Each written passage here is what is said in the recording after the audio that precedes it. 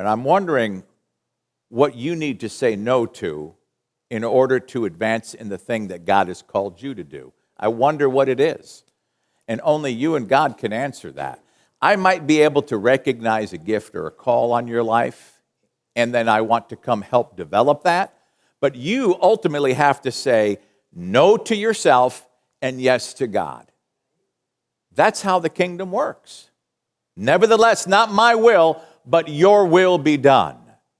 That's where we're going, is to be fully surrendered and submitted to Him.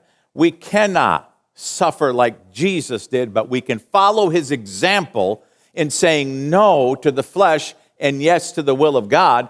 And think about this. We have our own flesh to overcome. We have our unrenewed minds to contend with, because your mind, your thinking is not automatically calibrated to this.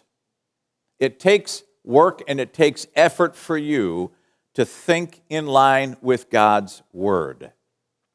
But then we also have unnecessary religious programming and works that we have to overcome. And so, as of late, I've been asking, now, why are we delivering this type of a message? Why are we doing things this way? Well, because it's always been done that way. And it's been handed down and passed down from generation to generation. And this is the way the church has always operated. Well, I'm just wondering maybe if it's not time for us to say, well, wait a minute.